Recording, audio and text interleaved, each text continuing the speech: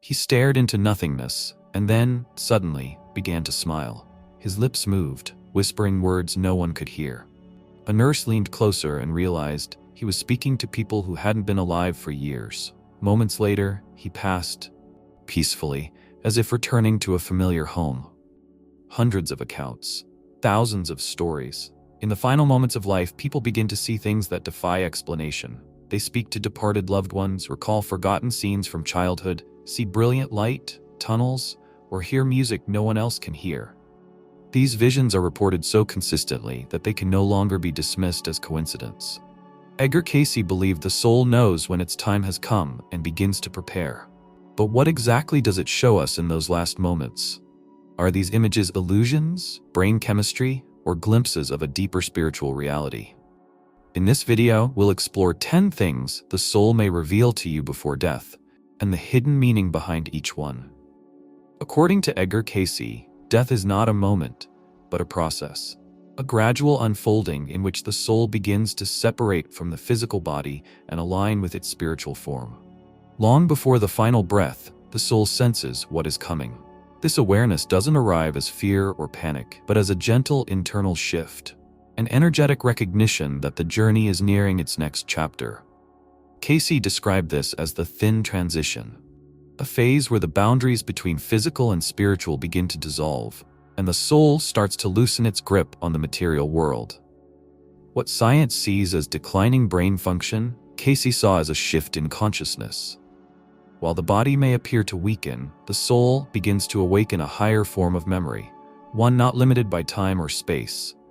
This soul memory contains the essence of who we've been, what we've learned, and what we are returning to. As the physical senses fade, this deeper awareness becomes more active, opening the door to visions, sensations, and emotions that carry profound meaning for the dying person.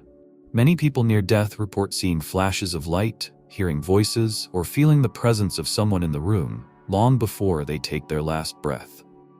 Cayce believed these are not hallucinations, but early signs that the energetic body is preparing to cross into a higher vibrational state. The soul, still connected to the physical body, but no longer bound by it, begins to perceive reality on multiple levels. This is why some dying individuals suddenly speak with clarity, express vivid memories, or describe experiences that seem to transcend time. One of the most mysterious aspects of this process is the appearance of symbolic images or visions just before death. Cayce explained that the soul uses these images not only to comfort but to prepare. The mind may not understand, but the soul does. These visions can be deeply personal, scenes from childhood, landscapes that never existed on Earth, or the face of a loved one long gone. They are not random. Each one carries a frequency, a spiritual code designed to help the soul transition with peace and understanding. This phase is also when people often begin speaking to invisible beings or seeing radiant figures at the foot of their bed. Medical staff in hospices have reported countless cases of patients reaching out to someone unseen, smiling, or whispering names of the deceased. Cayce suggested that these are not tricks of the mind, but the first glimpses of the spirit world becoming visible as the veils thin. The energetic body, what he called the pattern body, starts to align with the spiritual plane, allowing these moments of overlap between dimensions. Physiologically, the body is shutting down, but spiritually, the soul is rising.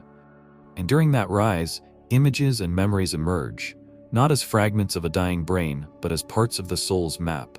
Cayce believed the soul prepares its own path home, and the visions are like markers, reminders of purpose, of love, of lessons completed. Some people report seeing a river, a tunnel, or a doorway.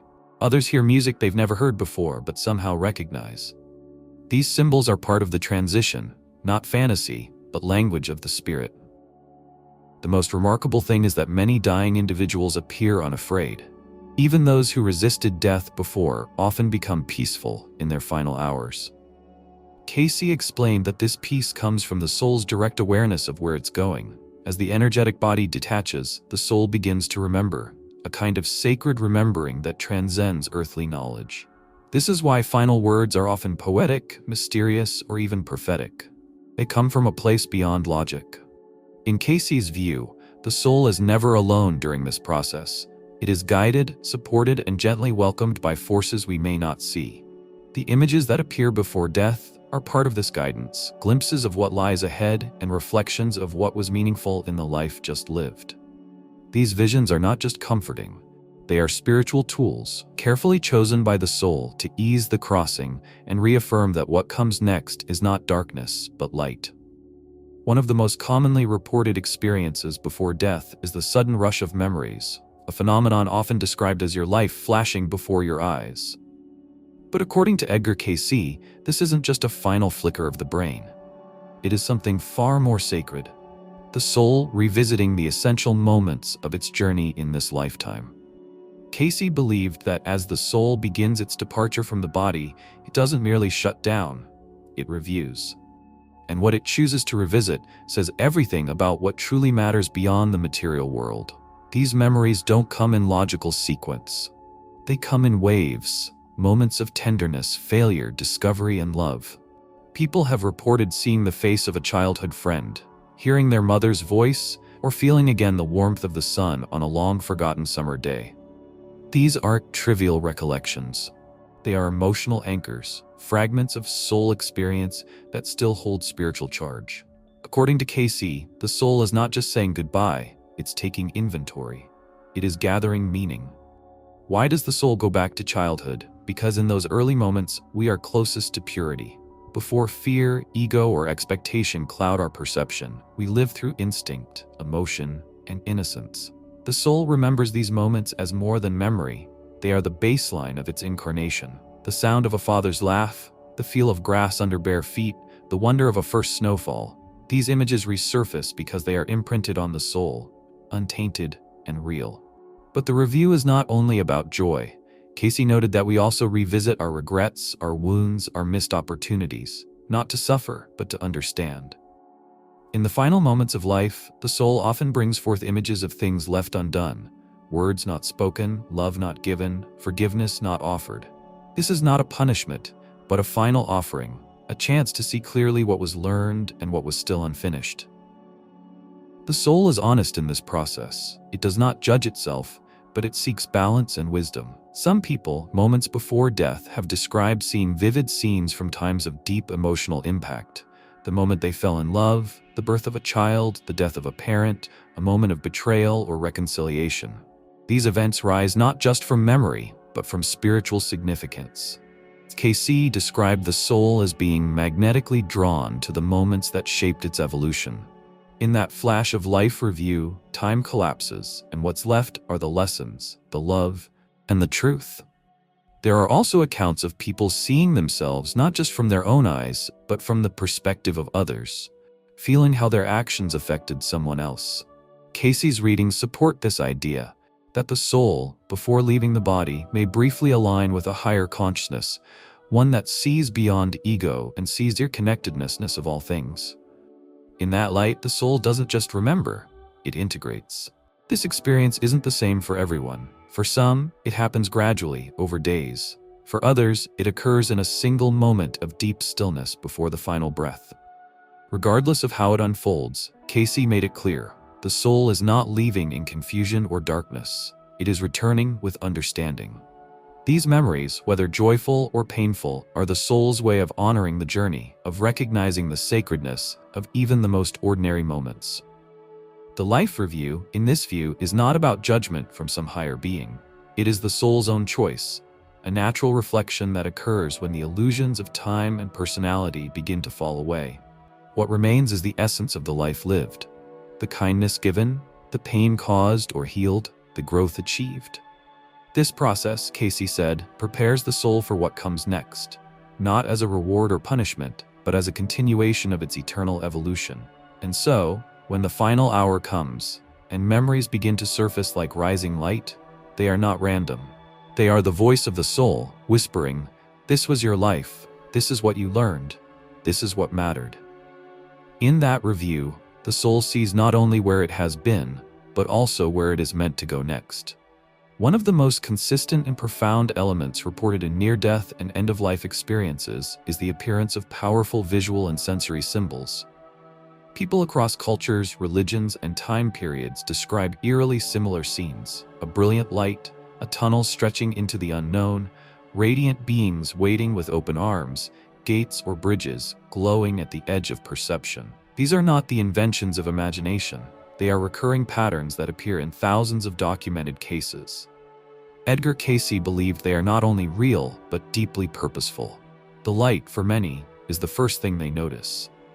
It's not harsh or blinding, it's warm, living, intelligent. Some describe it as more alive than anything on Earth, full of a love that words can't capture. According to Cayce, this light represents the presence of the Creator or the higher spiritual realms. It is not just a beacon, it is a form of welcome. It calls the soul home. The tunnel, often described as stretching beyond the body, may be a symbolic passage, the soul's movement from the physical dimension to the non-physical one. Cayce saw it as a spiritual corridor, aligning the soul's vibration with the realm it is about to enter. Figures within the light are just as meaningful. Many dying individuals speak of seeing loved ones who passed long ago, parents, spouses, even children. Others describe beings of light, whose form is less human but radiates calm, peace, and recognition. Cayce taught that these are not hallucinations, but real encounters with spiritual guides, soul companions, or higher aspects of consciousness. Sometimes they are actual individuals from the soul's past incarnations or soul group, those connected to us on levels deeper than we can imagine. Other times, they are what Cayce called archetypal forms, manifestations of divine principles appearing in a way the soul will recognize and accept. The image of gates, bridges, or thresholds is another pattern that appears again and again. People describe arriving at a glowing door, a crossing over a peaceful river, or even standing before a wide field with a boundary they feel they cannot yet cross. In Cayce's framework, these images serve as spiritual boundaries. They are not final destinations, but places of decision. The soul knows, in that moment, whether to go forward or return. These moments often define near-death experiences where individuals come back changed, feeling they have seen the edge of the next world. Hospice nurses have reported hearing patients whisper about going through the gate or crossing the bridge, often just before death. In many cases, people who were unresponsive for days will suddenly sit up, smile, and say things like, "They're here," or "I see them now." These moments, while deeply mysterious, carry a striking consistency across cases. They suggest that the spiritual mind becomes active before the body fully lets go, that the soul begins to see what's coming long before the living world says goodbye. What makes these visions so compelling is not only their content but the transformation they bring. Even those who feared death for years often feel peace and comfort in these final images. Cayce believed this is by design. These symbols aren't just spiritual phenomena, they are a form of soul language, ways of reassuring, guiding, and gently separating the soul from earthly attachments. The light shows the way. The figures bring love and familiarity. The gate offers the truth, that there is something beyond, and it is waiting without judgment. In one reading, Cayce said that as the soul nears the veil, it begins to perceive the echo of its origin. These visions are echoes, reflections of the greater reality that we come from and return to. They are not fantasies. They are forms of truth, shaped in ways that speak to the human heart. Whether seen as literal encounters or symbolic experiences, they hold the same power to prepare the soul, to ease the passing, and to remind us that death is not an end. It is a return to what has always been home. One of the most profound and comforting elements reported by people approaching death is the presence of those who have already crossed over. Many speak of seeing a mother who passed years ago, a spouse waiting near the bed, or even a beloved grandparent sitting quietly in the corner of the room. These visions are often dismissed by the uninitiated as hallucinations, yet they occur too frequently and with too much emotional consistency to be ignored. According to Edgar Cayce, these appearances are not imagined. They are real, purposeful, and deeply spiritual. Cayce taught that at the moment of transition, the soul is not left to cross alone. Those who come to greet us are often the ones with whom we shared the deepest emotional or karmic bonds. They are not chosen at random. The soul selects or is met by those who can offer the most peace, the most love, or the most clarity during the crossing. These figures may be family members, lovers, teachers, or close friends from this life or even from previous incarnations. Whether or not the conscious mind recognizes them, the soul knows, and in that knowing there is no fear, only recognition and reunion. Sometimes it is not a single person but a group, a gathering of spirits waiting at the threshold. Dying individuals have described seeing rooms full of light with familiar faces beaming toward them. These are not just memories. Cayce explained that they are part of the soul's eternal community, those who have shared in its journey, supported its growth, and awaited its return. In these final moments, their presence serves a sacred role, to reassure, to guide, and to ease the soul from one state of being into the next. But what about those who have no living memory of their greeters? It's not uncommon for people to see figures they cannot name, radiant beings who emanate calm, wisdom, and love. Cayce referred to these as spiritual guides, entities that have walked with the soul long before this lifetime. Some are described as angelic. Others appear as luminous forms without faces, but whose energy is unmistakably gentle and kind. These beings are not fantasies. They are the soul's companions in a much larger reality, helping it remember the truth it temporarily forgot while incarnated. There are also cases where the soul is met not by people but by symbolic presences, an animal from childhood, a favorite place, or even a glowing doorway guarded by a silent figure. Cayce believed that the soul is shown what it most needs in order to transition peacefully. Sometimes it needs the familiar. Other times it needs a symbol that represents trust, closure, or hope. These forms are not created by the brain. They are spiritual tools, tailored by a deeper intelligence within the soul itself. Hospice workers have quietly confirmed this pattern for decades. Patients who were once restless or afraid become calm, their eyes fixed on something unseen. They may whisper names or speak aloud to someone no one else can see. These final moments often shift the atmosphere of the room, filling it with peace and sometimes even awe. Cayce explained that the soul recognizes who comes for it because it is already preparing to reunite with them. These encounters are not only a sign of comfort, but a sign that the soul is beginning its return to the source. The question of why certain people appear and not others can often be answered spiritually rather than emotionally. It may not be the person we loved most in life who comes to greet us, but the one who can guide us best. It may be someone whose soul we haven't consciously remembered, but with whom we share a powerful connection across lifetimes. In Cayce's words, the soul remembers what the mind forgets, and at the hour of death, that memory begins to rise. It brings with it not only faces and names, but a sense of wholeness that transcends earthly relationships. In the end, those who come for us are mirrors of love. Whether they are family, angels, or ancient guides, their role is not to lead us somewhere unfamiliar, but to walk us home. Cayce believed that death is never faced alone. The soul is always accompanied by love, by memory, by purpose. And those who appear in our final moments are not there to say goodbye. They are there to say, welcome back. As the final moments of life draw near, the veil between worlds begins to lift. The visions that arise, of light, familiar faces, long-lost memories, symbolic places, are not illusions or side effects of a failing brain. According to Edgar Cayce, they are something far more meaningful, the soul remembering the truth. These images, sensations, and presences are not random. They are carefully chosen by the soul itself, drawn from its deepest knowing, to help it return to the place it came from. Death, in this understanding, is not an end. It is a return home.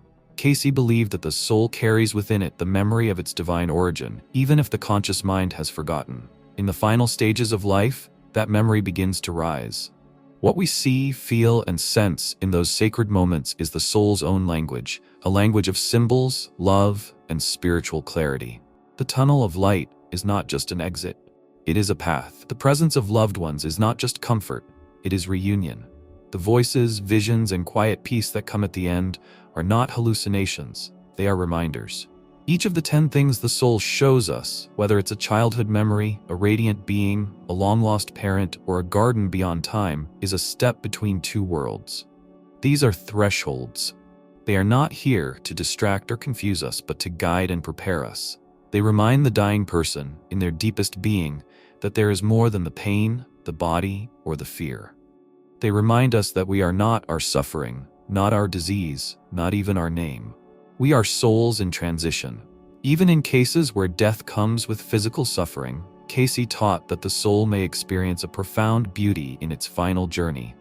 People who have returned from near-death experiences often speak of a peace so vast and complete that it erases all fear. They describe entering realms of color, light, and sound unlike anything on Earth.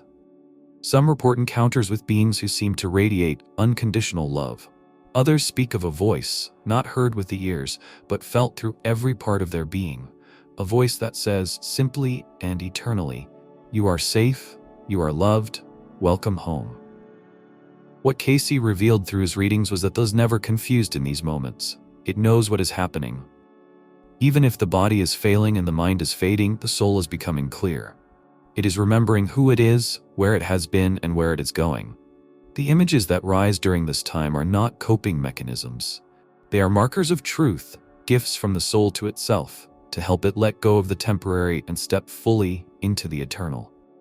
This is the higher meaning behind the visions. They are not delusions. They are awakenings. They exist to ease the crossing and to honor the life lived. They remind the soul of what it loved, what it learned, and who it truly is. They show the person that nothing was wasted, that no moment of love or kindness was lost, and they reassure the soul that what lies ahead is not punishment or void, but light, reunion, and peace. Cayce often said that death is merely a change in consciousness. It is not to be feared but embraced as part of the soul's journey back to its source. The soul does not die, it returns, it remembers, and in its final moments, it tries, through images, feelings, and unspoken truths, to help the human part of us remember too. So when the time comes and the veil begins to lift, what the soul reveals is not darkness, but light, not fear, but recognition, and not an end, but a door opening into the beauty that was always waiting on the other side. Do you believe in the rebirth of souls? Write in the comments. Dear friends, if you liked this video, please like it, and don't forget to subscribe to the channel. See you soon.